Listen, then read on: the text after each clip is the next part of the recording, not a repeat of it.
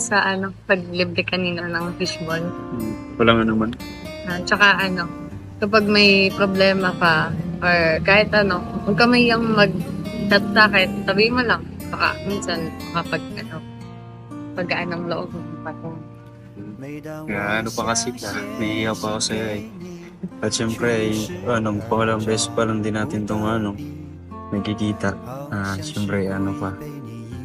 Tsaka yung pa sumasabay pa yung mga problema ko sa pag-aaral, yung mga family problem namin. Ganon.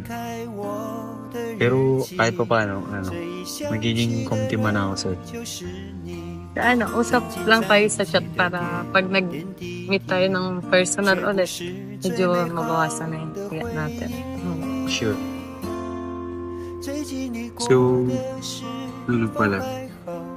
Diba nagbagong taon na? Ano yung New Year resolution mo?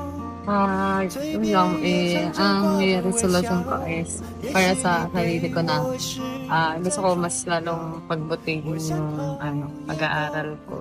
Yun lang, focus lang. Mag-focus muna sa isang bagay. Ikaw?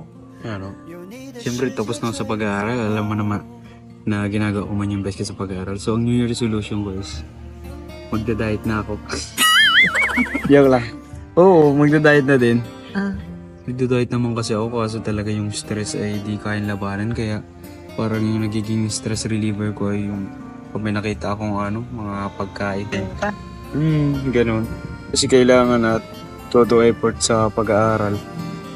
Kasi kundi hindi ka makakasurvive. Wala ka naman pera. Mamamatay ka pang gutom. Kaya, yun. Ito pa Pero ko na siya this 2025.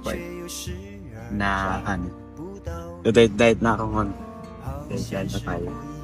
Para sabi ni Kuya Rabay, diet ako. Kaya, yan. Gusto ko ulit humingi ng pasensya.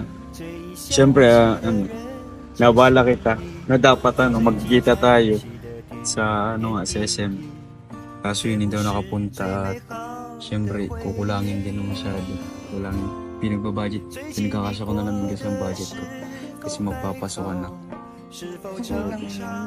Na intindihan ka naman kasi may reason ka naman na budget ka naman. Okay lang. Kaya at grabe pa yung at papasok pa sa amin tapos nag-effort ka pa. Nag-effort pa kayo nila kuya para hanapin ako. Kaya yun, super thankful ako na andyan ka. Kasi kahit pa paano na ko yung problem ko. Bumaga. 是否常常没有烦恼，嘴边